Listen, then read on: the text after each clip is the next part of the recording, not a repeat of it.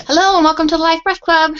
Just getting our backup recording going and we'll get this party underway.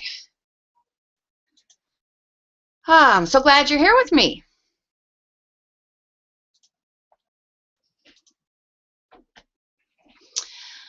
Alrighty. Conference recording started. Okay. So, welcome. It's Carrie Tucker, the Life Breath Coach from HeartFailureSolutions.com. And this is the weekly meeting of the Life Breath Club for June 23rd, 2014.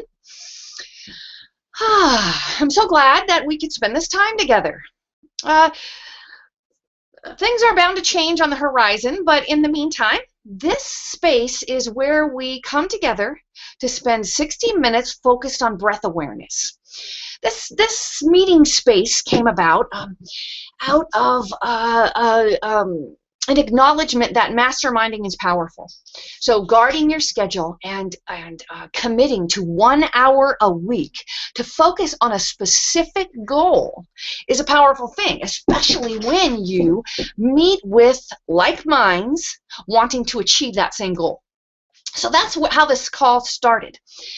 It's really come to my attention that we, Life Breath Clubbers, are very different sorts. We have folks who are facing health crisis, right? So low oxygen levels and fluid retention are immediately life-threatening issues.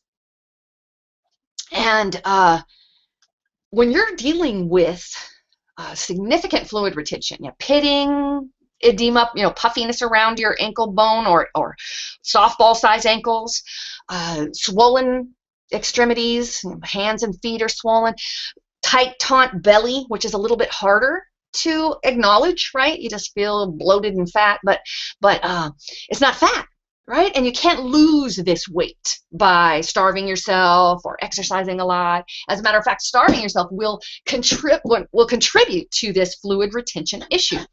We're going to have an awesome workshop to address chronic fluid retention coming up, and just stay tuned to your inboxes from Heart Failure Solutions for messages from Heart Failure Solutions for any word about that program coming together. I'm excited to offer more easy-to-follow solution for Life Breath Clubbers so that you can discover the answers to the problems you're wanting to solve. So often it's about you don't know what you don't know, yeah? And we think perhaps that the problem is back pain, when in fact the biggest pressing issue is chronic inflammation, is increasing fluid retention, is heart arrhythmia, is a lot of different things, right? So the problem getting your attention is not necessarily the highest priority, right? So today on the Life Breath Club's weekly meeting, I have committed us to discuss heart failure. Yeah, what does it look like in your life? What is it? What does it look like in your life? And what can you do about it? Okay, so that's what we're going to be talking about today. So great, I identified that within 3 minutes. And I have notes, so we should be doing good today. I don't really script this space, but I really do like to have a topic of discussion to really narrow it down and stay focused and really give you some good, actionable information. So welcome. If you're just joining us, you haven't missed much. We're just talking about why we spend this 60 minutes once a week to focus on our breath awareness, right? It's a powerful biochemical shift that we can create in an instant to address urgent, life-threatening issues as well as chronic, easy-to-ignore issues. Right? The biochemical shift that we can create with our breathing happens in an instant. But when we give our focused awareness to it, 60 minutes once a week really reminds us that we want to be giving this our attention throughout our week. Right? And when we come back again next week, we'll say, wow, 7 days has passed? Well, how much did I focus on my breathing this week? It really begins to get more of your attention. Right? Otherwise, it falls off our agenda. We forget about how powerful our breathing, and we stop giving it any focus. Yeah, and this biochemical shift that we are wanting to create will not be a constant nurturing tool for us until we give enough focused awareness and really begin to alter our biochemistry, our blood biochemistry, so that we have a new normal carbon dioxide level, right? Because carbon dioxide is what drives your breathing. It's your drive to breathe, not oxygen, right? If your oxygen level falls low, like dangerously low even, it will not tell your body to breathe more necessarily, right? You may not even feel it. Kind of strange to really wrap your mind around that. I found many people really blue and completely unaware that they were in any danger. Maybe grouchy, right? Because low oxygen levels definitely robs your charming disposition. It really takes the juice out of your life, right? But not aware that, oh dear, there's something wrong. Yeah, no awareness whatsoever, right? That's why giving this our awareness and coming back to it. Dr. Majid Ali reminds us that you're not going to think your way to better breathing, right? But sometimes scheduling 10 minutes with ourselves to begin each day, just a little date with ourselves to start the day for 10 minutes and plug in and erase our mind and see if we can't just create a blank space to cultivate stillness within, right? Be patient and see what's on our mind today. How are you doing today, Carrie? Yeah. Plug in, ask yourself, what's up? And see what you've got to say. And when you do this, start your day every day this way, then you begin to give more focus to your breathing throughout your day. Bored and standing in line at the bank? Focus on your breathing. Stressed and heavy traffic? Focus on your breathing, right? Taxed with a difficult conversation? Yeah. Focus on your breathing. And so many times you hear, take a deep breath. This is a common good advice, quote unquote, good advice. And yet when we wait for stress to take a deep breath, then what Life Breath Clubbers really become more and more aware of is that sometimes you're adding to the problem rather than easing and nurturing the situation. So when we give our focused awareness to slow and deliberate exhale, love Dr. Ali's feather breathing. That exhale, hold, exhale, hold, exhale, hold. Yeah. Life Breath Clubbers are focused on returning to our sacred breathing. Yeah, that natural breathing rhythm we were born with. Right? But Dr. Ali's feather breathing, that exhale, hold, exhale, hold, exhale, hold, can help us to release tension, help us to really get back in touch with that movement of our diaphragm, right? And can really nurture this shift back to normal breathing, right? Because it's not like we're trying to alter our breathing. It's that we are giving focused awareness so that we can return to our natural normal breathing. Magic, right? So this week we're focused on heart failure. Yeah, what is it? What does it look like? What can you do about it? So I had a discussion this week with someone. It was just someone here locally. I was just out and about running errands and ran into someone that I know, and she brought up the subject actually. And when I used the word heart failure, I felt her physically recoil and screwed her face up and just disgusted with me, right? She said, "No, I have seen my sonogram," I believe she said, "where I saw my heart pumping." And it dawned on me that heart failure instilled within her fear, deep down fear. She wanted to deny it. She didn't want me to explain to her what heart failure is, right? Another conversation I had months ago with a woman who had experienced a cardiac arrest. Cardiac arrest is not heart failure, right? So when I really wrapped my brain around the lingo of heart disease and how doggone scary it is, I began to realize why folks don't understand that the growing epidemic of heart failure is something they should give their awareness to with an empowered view, right? Not a scared, fearful warning, foreboding. No.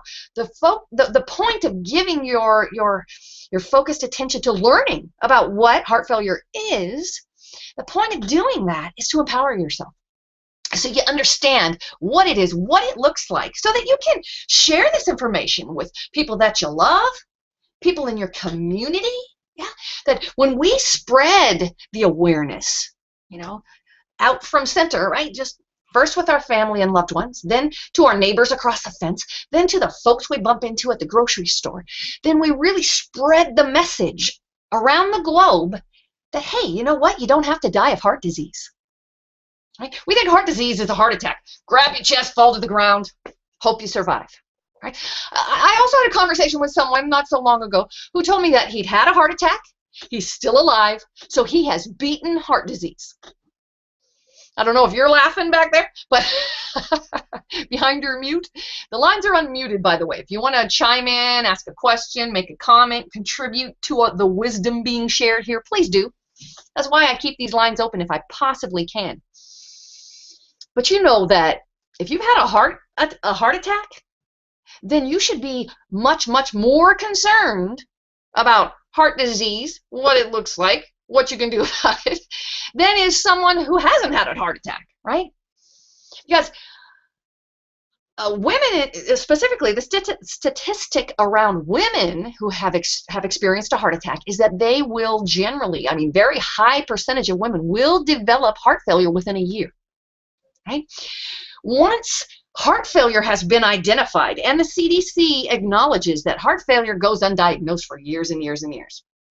It's usually misdiagnosed as asthma or pneumonia, the repeated pneumonia that never gets the attention of the doctors to focus on your heart. They're just focusing on the snot in your lungs, right? I don't think that was a question, but please don't worry about any background noise. We are a terribly tolerant and flexible folk here on the Life Breath Club. And I think that was Jane from me. But you can mute yourself or speak up and ask if you can't, and I'll mute you. There's a function on the conference line, if you're on the phone, where you can mute yourself by using the *6, I think it is. I'll have to check that out. I used to have notes to remind myself so I could tell you. But no problem with background noise. Never feel bad about your background noise happening on the call. It's awesome to feel each other and know that we're here supporting each other. So it's an awesome thing. Okay, so what was I talking about? I was talking about that heart attack is actually, if you survive a heart attack, awesome, great. Then you have time to address your heart disease, right? You definitely are dealing with heart disease if you have experienced a heart attack. Sometimes vasospasm will cause a heart attack. It's not actually a clogging of the coronary arteries. It's simply a spasm. A vasospasm is a spasm in the blood cell. And that can actually cause a heart attack. So it's not the coronary artery disease necessarily, right? Because we acknowledge that heart disease is a disease of the circulating blood, right? It's not a plumbing problem in your heart, right? It is a disease of the circulating blood. That's how those coronary arteries become clogged. Yeah, that's how the valves start to malfunction. Right? This gummy, sticky, dirty blood that is cruising around your cardiovascular system, right? And your cardiovascular system is more than your heart, right? It's all the vessels that carry the blood throughout your body, right? So stroke is actually about heart disease, right? We don't generally think of stroke as heart disease. We think of heart attack as heart disease. But all of this stuff is heart disease. Yeah, that's why when we separate out the different aneurysm, right? So, which is a leak in a blood vessel. This is heart disease. Gummy, sticky, dirty blood is what contributes to all these separated diagnoses. And when we separate them all out, the numbers don't look so horrible, right? And we can manipulate those numbers and give folks hope. But the facts of the matter are that we are still dying of heart disease more than everything else. We don't want to comfort folks if they should be taking action, right? So what does heart failure look like? Well, first, what is it? Heart failure is a progressive weakening of your heart muscle. There's right-sided heart failure, there's left-sided heart failure. Really, what it all boils down to is that your heart, which is a muscle, is progressively weakening and reducing your ability to pump blood through your body. Right? So for all intents purposes, this is what we're focused on. This is what we're addressing. Right? As your heart weakens, your kidneys are affected as well, and just they need the perfusion. Yeah? And when your heart becomes weak, that becomes a problem.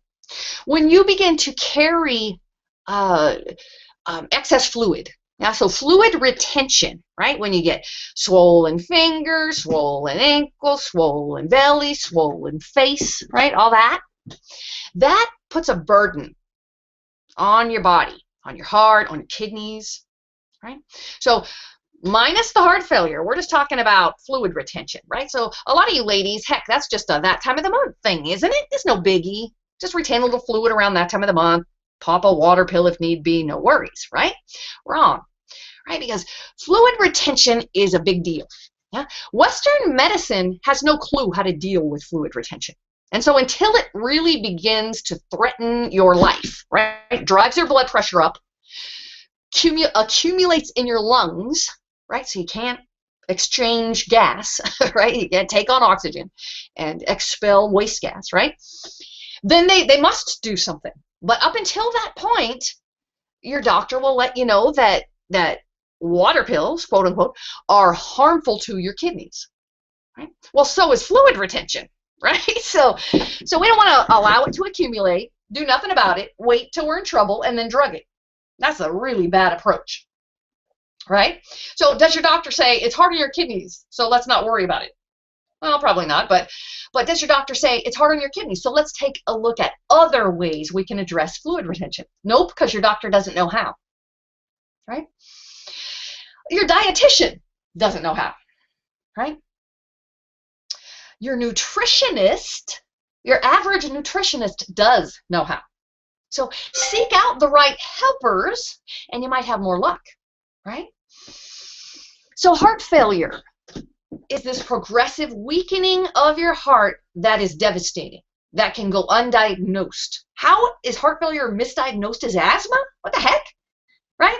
It's because this fluid accumulation in your lungs, it might not sound like pop, pop, pop, pop, pop, like that's what your doctor's waiting to hear, the little crackly sounds in the lower parts of your lungs, right? That's why everybody's feeling your ankles and listening to your lungs, right?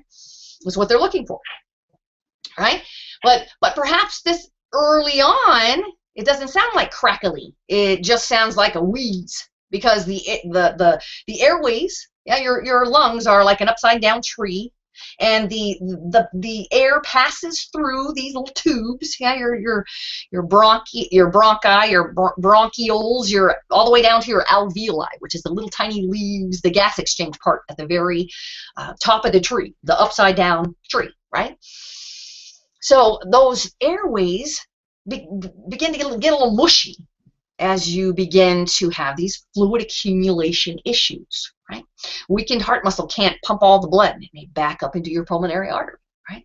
But just this overall accumulation of fluid, if it's gathering at your ankles, into your belly, then you are gonna see fluid accumulate in your lungs. Like I say, sometimes it doesn't sound crackly, especially if you don't move very good air, right? You don't move enough air down there for your doctor to be able to hear the crackly sounds that just might be there if you ventilated that part of your lung, right?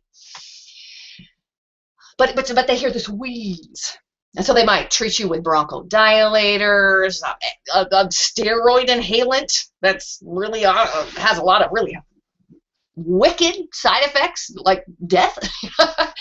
Advair and inhaled steroids come with some really severe warning these days.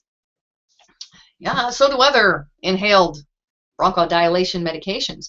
So not quite as harmless as they used to think, evidently, right? But the CDC says that heart failure is misdiagnosed for years and years, ongoing. But this is why. Because there's no blood test. There's no. In fact, what makes your doctor acknowledge your heart failure? So we might have fluid retention, might have some shortness of breath, might have some lightheadedness and dizziness, lethargy at the end of the day, really tired at the end of the day. All of these things going on. That's what heart failure looks like, right? But your doctor doesn't recognize or label it heart failure until your doctor sees your heart enlarge, sees an increase in your blood, in your major vessels, right? An increased pressure, that is, in your major vessels of your heart. Now, this is how you'll get a label, right? So for 30 years, I saw that folks never got that label, right, until they were fighting for their life in an emergency room or an intensive care unit. Sometimes they were fighting for their life in an emergency room, but they'd still be called pneumonia, right, until more pieces of information came in. And by the time they got to the intensive care unit, then they got their label at long last. Yeah, but they may have been living with this for years. Years, literally years. Right? So we don't want to wait for that warning, right? Because, really, there is sometimes, if your doctor is misdiagnosing you with your real significant symptoms that should point to a problem, right?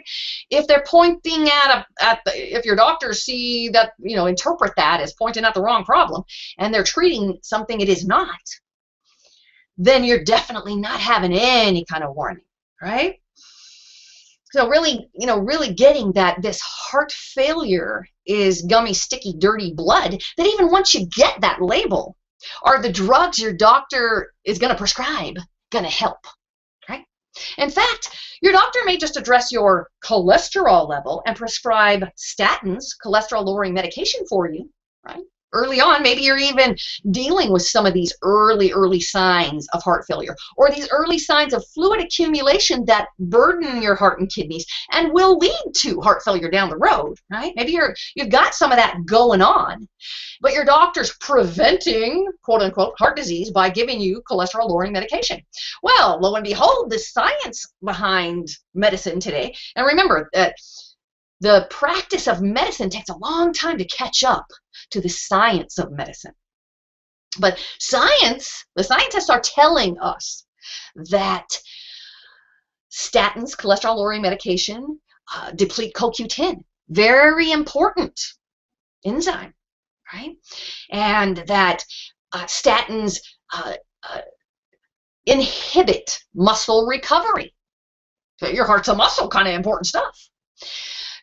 More recently, the scientists are finding that statins tend to elevate blood sugar. Blood sugar feeds inflammation. Chronic inflammation is the foundational cause of all chronic illness, really, but as well heart failure, right? So, commitment, dedication to consistently seeing your doctor for a checkup may actually hurt you more than it helps you, right? Your doctor may tell you, are you eating salt? Cut down on salt. Everybody thinks salt is what they need to reduce when they're attending to their heart failure risk. Well, I really like to talk to folks about that myth of victimization of salt, right? We victimize salt, right? Because good salt, what's good salt? Good salt is kind of wet, colorful salt, right? Unprocessed salt is good salt. It is not bad for you. As a matter of fact, I think that completely eliminating salt from your diet could be real harmful, especially if you are active in the heat. That could really be harmful, right?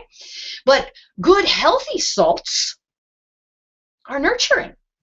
right? But, salt is important. How do you reduce salt? We'll talk about that a little later. You do want to reduce processed salt, and it's not hard to do, right? For one, chuck your salt shaker, right? You can't shake wet unprocessed salt. It won't come through the holes of the shaker, right? However, what I wanted to address there is that, those visits to your doctor, if you begin to have blood sugar issues, then your doctor will talk to you about sugar. However, if you're having blood pressure problems, even if you're living with heart failure, your doctor's not likely to discuss your diet and the amount of sugar that you eat, that you consume each day, each week, right? However, sugar feeds inflammation. And I just said a minute ago that chronic inflammation is the cause of all chronic illness, including heart failure. Sugar is a villain. We villainize salt, and we don't want to villainize sugar. I think, Sugar Blues is an old book, so this has been out there a long time, but we really aren't embracing it the way that we have accepted that salt's a villain, right? Salt isn't a villain, yeah? It's just we're not honoring the right kind of salt. Yeah, the way that the creator intended it to be consumed, right? Sugar, the way that the creator intended sugar to be consumed, is packed in lots and lots of fiber. You can't eat a sugar cane. Yeah, you can try, but good luck with that. Right? Really, what is fiber? If you really, I find a lot of folks don't actually know what fiber is. I wrote a post quite a while back, on heartfailuresolutions.com. Go on over there, and in the little search box on the blog there, search fiber. You'll come up with a post that'll really talk about what is fiber. I remember writing that post, and I often reread what I've written to, make sure it sounds right, it gets its point across. And evidently my little guy was listening, and he was real young at the time. And he went around for a couple of weeks asking people, "You get your fiber?" So make sure to get your fiber, yeah, and reduce the amount of sugars that you're taking in, right? High fructose corn syrup isn't even a sugar, right? Your body doesn't even recognize it as a sugar, right? It's processed through your liver, right? Your body doesn't say, "Oh, incoming sugar, let's secrete insulin." Nope, goes to your liver. Yikes, right? But, there really is no healthy kind of sugar, right? So, some folks, they've been selling agave. So I'm like, "Oh yeah, I got some of that good agave." Oh, lordy. Agave is not healthy. If you think it is, cross that off your list of healthy foods, right? There really aren't any healthy sweeteners. Oh, except arguably honey. Raw, local honey is magic stuff. We'll have a call about that sometime in the near future. Let's talk about honey. I've embraced it, and I didn't used to like honey. I made myself acquire a taste for it, and I try to really limit my sweetening to honey. Got a sweet tooth? Have a piece of fruit, right? This is something you can do to address heart failure, is to choose fruit instead of something else to address your sweet tooth. Right? Don't ignore it and deprive yourself. Just have a piece of fruit, right? So let's see. What else did I want to... So when your doctor says, "Your heart is fine, keep doing what you've been doing," right? This is one of the most devastating things that can occur to you along your progression of heart disease. Yeah, along that path of the progression of your heart disease. If your doctor says, "Everything looks good, keep doing what you're doing," boy, is that bad news, right? Because your doctor's looking at lab values. Yeah? Did your doctor ask you what you eat? Did your doctor ask you how active you are? Your doctor might have said, you need to drop a few pounds, but everything looks good here, right? That is not useful information, right? So if your doctor hasn't had the discussion with you about diet and lifestyle, how does he know you should keep doing what you're doing, right? Well, your doctor doesn't really know too very much about how to advise you to create change in your diet and lifestyle. It's a buzzword, isn't it? Diet and lifestyle. Yeah, but she could try and bring up the subject, right? Get you thinking about it. Yeah, send you off to Google it. Educate yourself if they can, right? But telling you everything's fine, keep doing what you're doing. Now, how many times have you heard of folks going to the doctor, getting that report, and then experiencing a life-threatening event not a week later, right? Oh, many, many, many times I have, right? So take it with a grain of salt if you get a clean bill of health during your routine physical. It really doesn't mean that much, right? So sedentary death syndrome is a diagnosis that was dreamed up about 10 years ago by a group of doctors who thought that quote unquote inactivity-related disease didn't pack enough punch, right? They wanted to get folks' attention. And so they renamed that disease, yeah, from inactivity-related disease to sedentary death syndrome. Yeah, packs a bigger punch, doesn't it? But sedentary death syndrome is a big deal, yeah, because you will die prematurely of absolutely everything else that's killing you if you're inactive. Wow, that's a profound statement, isn't it? So how much are you moving? How active are you?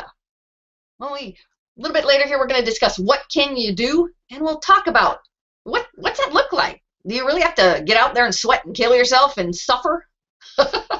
or does it look a little bit more pleasant than that? We'll be talking about that in just a bit.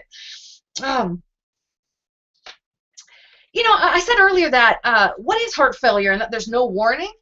But let me talk to you a little bit about this very subtle warning that might not get your attention, but it could. It could get your attention. It could give you a big exclamation point that says, hey, look there, red flag, right? It could. But let me tell you why it doesn't normally, right?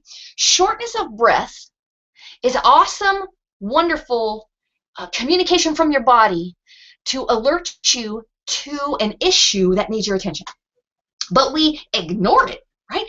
Many of the folks that I went to see here locally traveled around this side of the big island of Hawaii for 10 years, seeing people in their homes, and I'd knock on their door and they'd get up and answer the door and let me on in, and we'd mosey on to the living room and find a comfortable spot to sit down.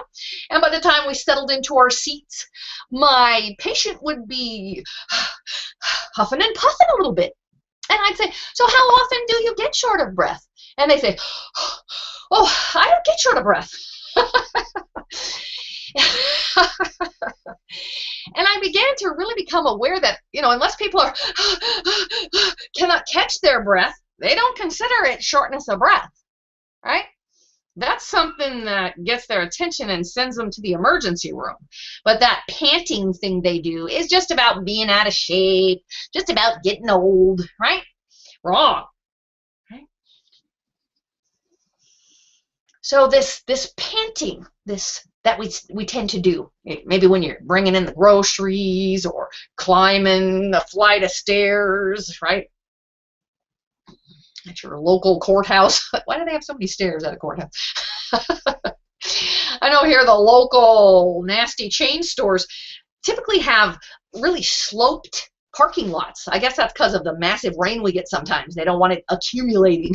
So they make this good slope in their parking lots, intentionally, I suppose. But boy, do some folks really get challenged, yeah, trying to walk up that slope. Yeah. And they ignore it, right? You really don't want to ignore that. One thing we can do around that is keep your mouth shut. Yeah? If you can't keep your mouth shut and you got to open it wide and suck in some air to make it up that flight of stairs, get the groceries delivered inside, right? Well, slow down. Yeah? Stop for a minute. Yeah? Keep your mouth closed. Because you will have much better biochemistry if you do. That's why. Yeah. Right? But if you're starting to see that more and more, well, good Lord, pay attention. and do what you can do to prevent heart failure. Because increasing shortness of breath with mild activity is a warning sign, okay? Excuse me. Also a warning sign. If you've been tuning into Life Breath Club meetings in just recently, you've been hearing about my struggles with my health challenge. My healthcare team really didn't recognize I had an issue that really needed to be addressed. I kept asking for help and kept bringing it to their attention. I had a tough time convincing them that there was a significant issue that needed attention. But I'll tell you what, it was my breathing, my hippy-skippy, jaggy breathing. I'm like, what in the heck is that? That really began to make me mindful, that made me get still, made me get present and listen to that deep, small voice within, right? So on the live stream in the membership area, right, there's a recording of this call. Yeah, if you want to go back and what was she saying about that, you can listen to this call again in the membership area on the Heart Failure Solutions Life Breath Club members area of the blog over there, that membership area.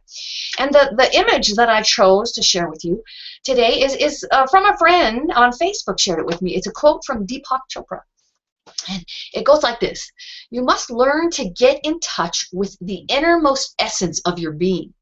This true essence is beyond the ego. It is fearless.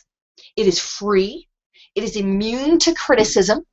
It does not fear any challenge.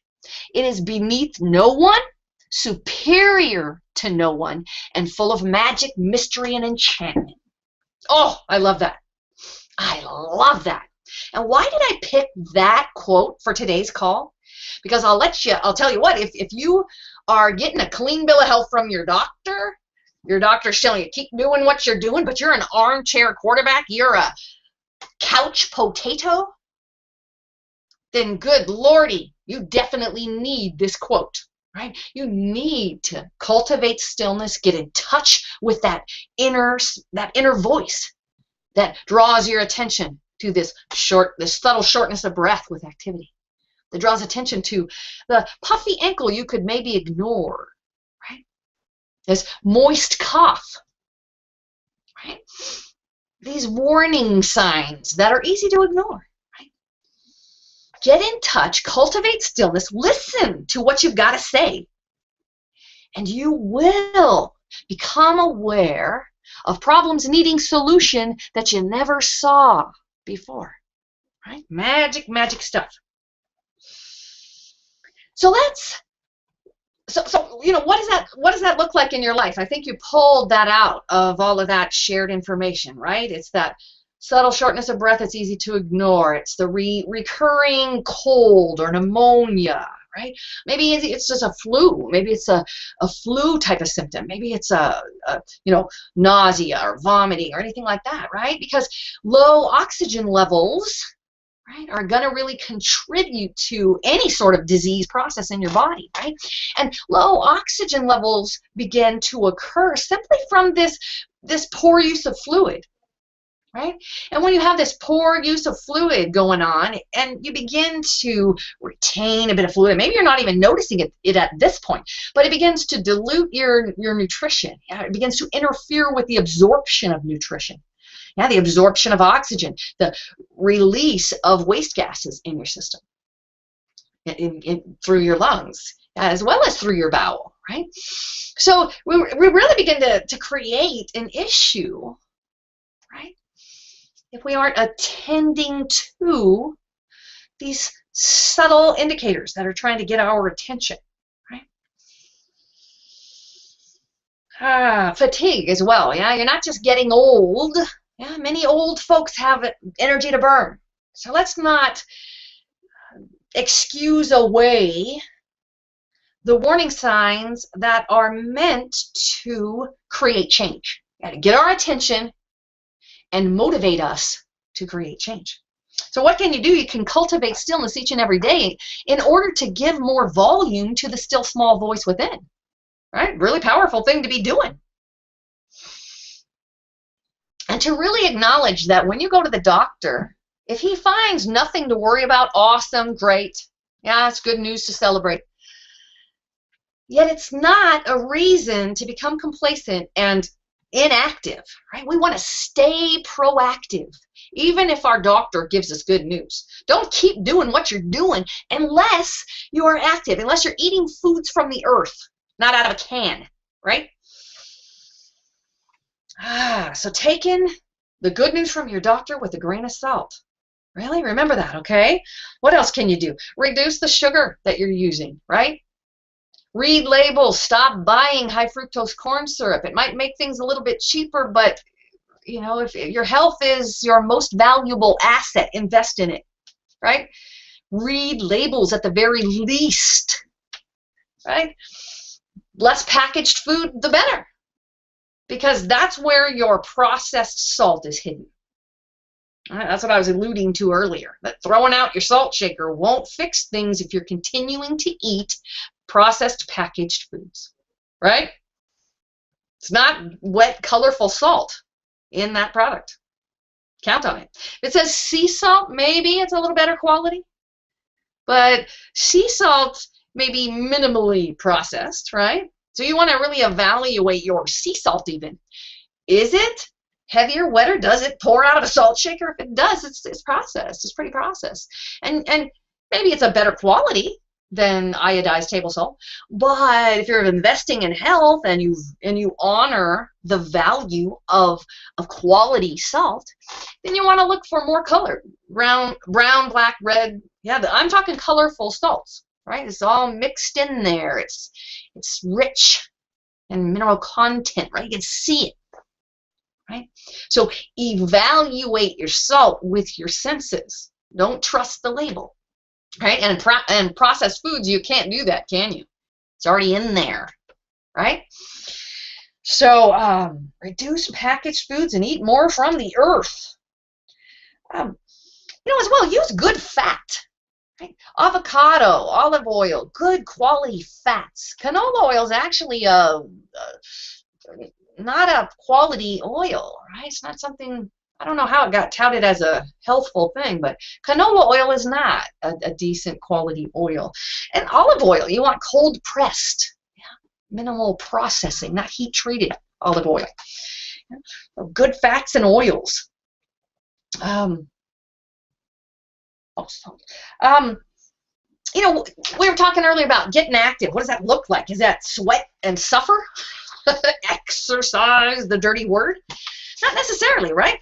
Being more active could just be put your shoes on and get out the door and down the road 20 minutes a day every day, right? If you can't do that, maybe bumping up your supplemental oxygen level just a bit to protect yourself from low oxygen levels when you get up and move, if that's where you are, right? Then bump up your oxygen level a little bit and walk up and down the hallway, right? As long as your extension tubing, as far as your extension tubing will let you move. Just move, right? Be more active means move, right? And if you really have really made progress and you don't need oxygen anymore, everybody thinks that's great. Yay, they don't need oxygen anymore. Get rid of it. Well, shoot, I hate to see that. Well, awesome. Great, celebrate. But don't get rid of your oxygen. Don't get rid of your supplemental oxygen source, even if you don't, quote unquote, need it, right? So activity that is oxygen rich, right? You're really well saturated with oxygen by utilizing supplemental oxygen with activity, right? Boy, do you do some good stuff. You push oxygen into your plasma, so it's actually delivered in additional ways other than the hemoglobin on your red blood cells. And good stuff. The German researchers who really gave us some awesome statistics and data around this did us a service, boy. When I have applied this, it has blown my mind, right? When I really got my clients to utilize this underutilized information, right? They were stoked at the progress that they saw quickly. The other thing is sleeping, right? Folks hate that doggone oxygen cannula in their nose. And oftentimes I tell them, go to bed without it. Get all cozy, snuggle down in your bed. But when you wake up in the middle of the night, and all my clients do, right? Anybody in a significant health crisis typically has wakeful periods during the night, whether it's to get up and pee or to wake up gasping for air or just sleeplessness, right? But I tell them once you're wakeful in the night, turn on that concentrator and put on that tubing. Hopefully you can doze right back off to sleep maybe, right? But utilizing supplemental oxygen, even for just part of your sleeping hours, can really go a long way to nurture your health, right? Because when you're laying down, the fluid accumulation in your body that typically doesn't settle into your lungs is much more so a problem within your lungs when you're horizontal. Makes sense, all right? You know, I mean, when you're standing up, gravity helps out by pulling fluid down. But when you're horizontal, that's not helpful, right? Gravity becomes part of the problem, right? That's why we want to sleep in an armchair, which can be really harmful and create much weaker muscles. And we know the value of a straight spine for allowing for the full diaphragmatic excursion, right? Our diaphragm, the muscle we breathe with, needs to move down our spine and climb back up our spine. And when we weaken those muscles of posture, we've hurt ourselves, right? So maybe you have maybe get a hospital bed that can elevate the bed if that helps you breathe more easily because where you're at in your disease process is where you're at, and this is where you need to begin from. There's also wedges that you can put into your bed so that the elevation happens at your waist, right? There are different things you can do, but please don't sleep in your lazy boy recliner. Oy, oy, oy, that's so harmful for your healing journey is not nurtured in that way, right? So what else did I want to cover here before we take questions if there are any? You know, maybe I should change up and really ask for celebration at the beginning of the call, right? That's an awesome thing to begin with. But I'm so glad that we can make time for it wherever it comes in each week. Please celebrate with us if you got some good news. Let's see. Oh, the other thing I wanted to mention was that low oxygen levels can lead to heart failure all by themselves, even if you don't have any other factor going on. So lung disease, right? So chronic smokers or pulmonary fibrosis, whatever the lung issue, lung dis-ease is, that we can really actually cause heart failure by failing to address our oxygen needs, by not treating low oxygen levels. So really keep that in mind, right? Because lung disease is a drag. Boy, folks hate it. They want to get off oxygen. Anything they can do to get off oxygen, they'll do it. But if you really take into consideration that supplemental oxygen may very well prevent your heart from weakening, so that you can continue to live a productive life despite your lung disease. Is it worth it? I don't know, only you can answer that. But please keep in mind that you're protecting your heart by utilizing your supplemental oxygen if you live with lung disease, right? Alrighty then. As well, right, this progressive fluid retention can, all by itself, even if your lungs are fine, but you've got this fluid retention happening, right, that you may be causing low oxygen levels you're unaware of that push you into this danger zone, and it's because of the low oxygen levels that are caused by fluid accumulation. Okay, so we got some good stuff. I'm glad I made some notes to keep myself on target, because it took us most of the call to get through that awesome information. Very valuable information. Yeah, this is why we're dying of heart failure in epidemic proportions, because it's easy to ignore, right? And the Western medical approach is actually contributing to this increasing number of folks experiencing heart failure. In 2009, 1 out of every 9 deaths had heart failure as a contributing cause. It costs us lots and lots and lots of financial expense to deal with heart failure every year. Increasing. So this was an important issue. Next week, we'll take some questions and celebration, but I wanted to remind you, if you've got to hop off at the top of the hour, you've only committed to 60 minutes, so if we go over, I understand if you hop off. I want to let you know what we're looking at next week. Next week, we're talking about why is sudden weight change something that should get your attention, something that should possibly even send you to an emergency room. Sudden weight gain. So we'll be talking about that next week. We're talking about weight gain and weight loss in general, but why sudden weight gain should get your attention. And I'm really surprised to find that it doesn't with folks. But we talked about that a little bit on today's call. But next week it'll be the real focus. Weight gain, weight loss, and why it's not just about fat. Okay, so that's next week. Okay, the lines are unmuted. I will check the members area as well as the Google Plus site. Remember that in the members area, you need a Google Plus account in order to comment. We had too many spammers and had to shut down the simple commenting mechanism there on the blog and the members area just to minimize that. But you just need just get a Google account and start a Google Plus profile, I believe is what you need to do, and you'll be able to comment there on the blog and the members area of Heart Failure Solutions and the Life Breath Club. So checking it out. Questions, celebrations, lines are unmuted. What will you be taking into your week? What will you utilize this week to nurture yourself on your healing journey? I have a question. This is Jessie. Hi, Jess. And that is, how do you get a family member to take seriously the swollen ankles that are chronic? It's frustrating, isn't it, Jessie? Yes.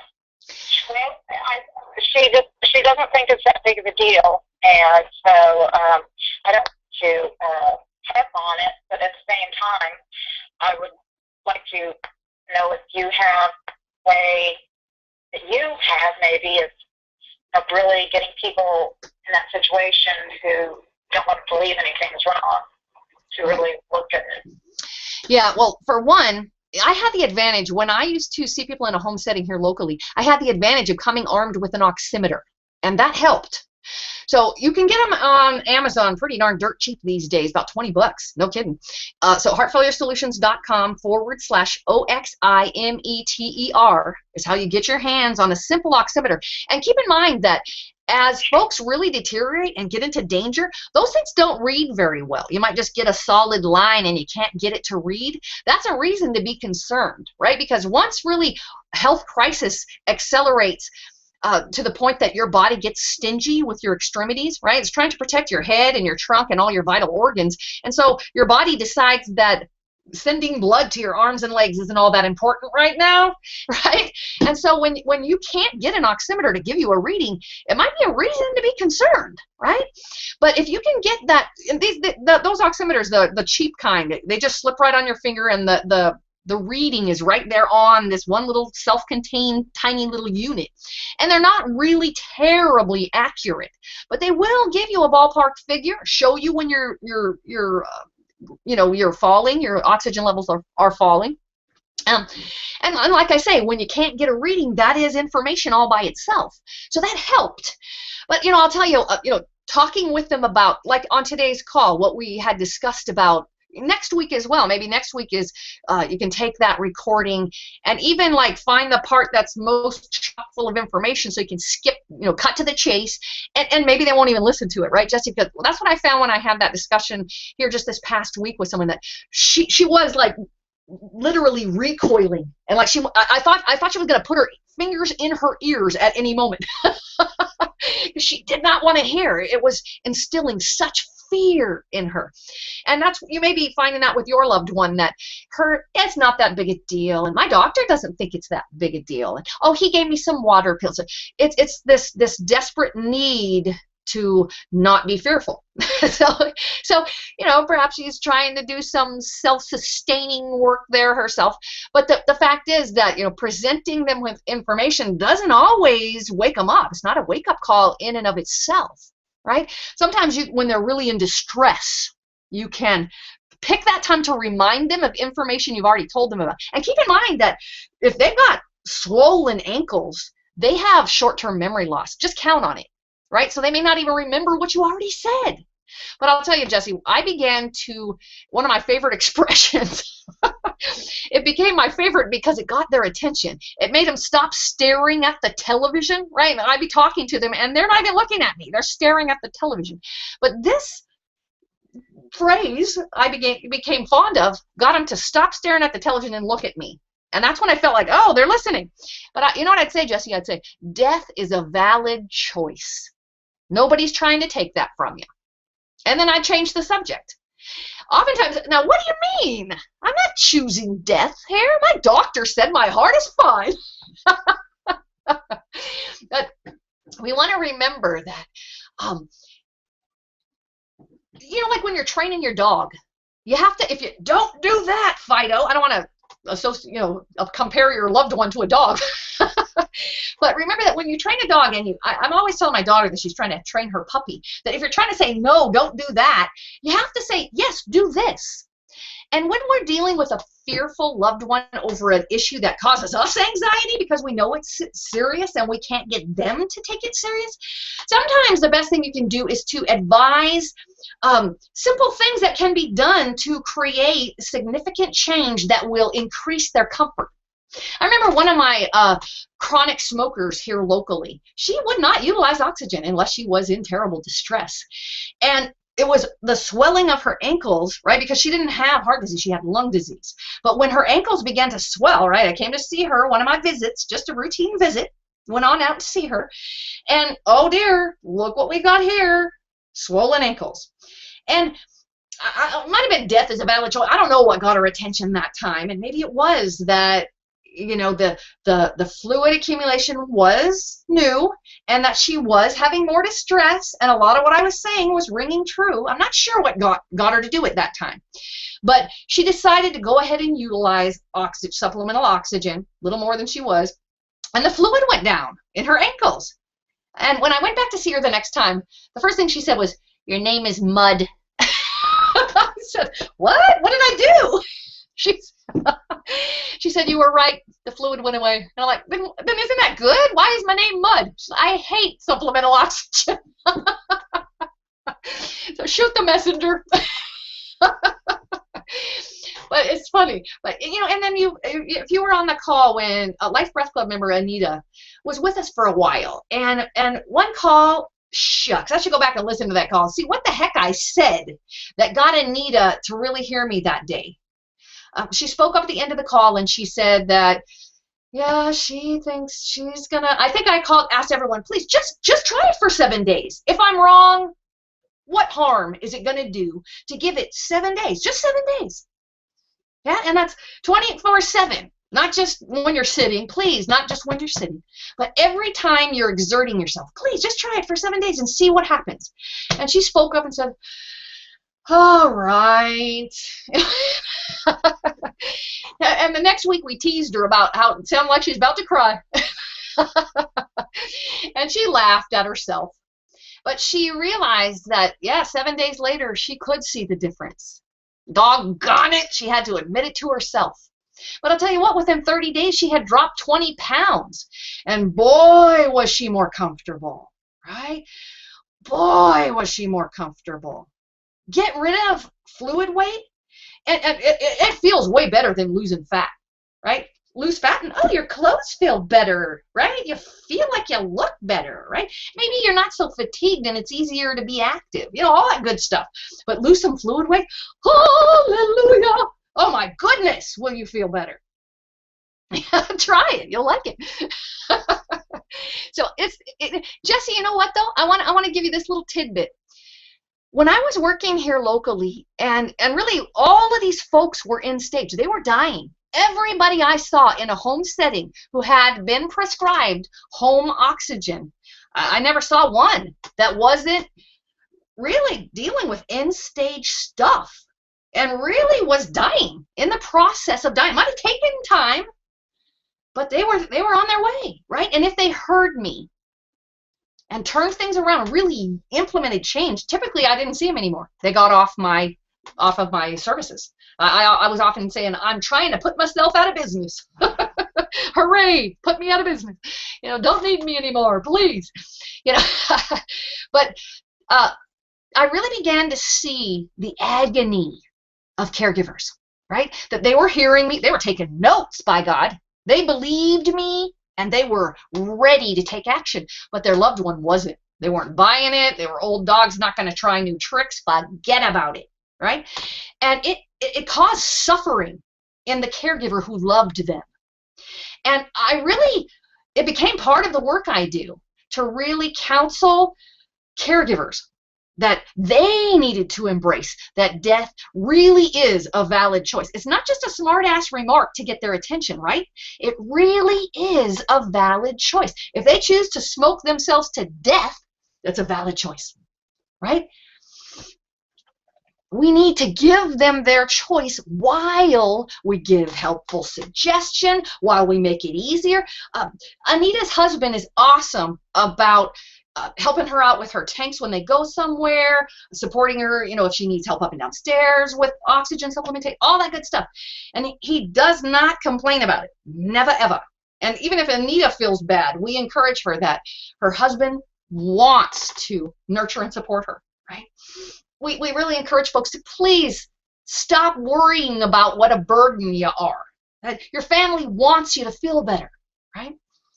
So if caregivers at least are doing what they can, knowing what they should do, hey, and that's big, right? Just knowing that, getting your care recipient off of oxygen isn't necessarily your goal, right? But sometimes, identifying that, yay, we don't need oxygen as much. Great, great. But we could still utilize it in a way that really begins to nurture strength building, right? So we're not fearfully addressing health crisis. We're actually contributing to this progressive healing we're creating, right? So just really arming caregivers with knowledge and encouraging them to accept what is, surrender to it. And to, even though it hurts, that you gotta give your loved ones their choice, right? And I know you do, Jesse. I know you're not trying to fight with your loved one or agonize and hurt yourself when you're away from her, right? I know you're not doing any of that, but just really encouraging you that, you can only do what you can do and that death really is a valid choice. And really, keep trying. Keep trying. Maybe you'll get through to her, right? Never give up hope. Awesome. Thanks for sharing. Thanks for asking that question. Any more celebrations, comments, contributions? We're at 2 minutes past our 60-minute devotion to breath awareness. And thank you for giving us a couple extra minutes. What are you going to do this week? What's your SMART goal? Specific, measurable, attainable, realistic, timely. What can you do this week to improve your health? Sip water all day, every day. Make a date with yourself to start the day, focused on your breathing. Yeah. Start a garden or allow a family member or a community member to use your backyard to start a garden if you can. Right? There are a lot of simple actions you could put in place this week that would make a significant difference by next Monday at Life Breath Club time. So good luck to you. If anybody, I don't want to talk over you, want to chime in? Looking one more time on the members area. We love you. We honor you. If you're listening to the recording, please leave us a comment and share your celebration. And we'll acknowledge you next week. I will definitely see you, and we will acknowledge you next week if you utilize the recordings, because this time isn't good for you. Use it as you see fit. And be as active as possible. So you might need to utilize the recording. It's wonderful to come together and see you each week. Thanks for joining me, everyone. Till next week, when we meet again, be kind and gentle to yourself and everyone you meet. Aloha nui. Conference recording stopped.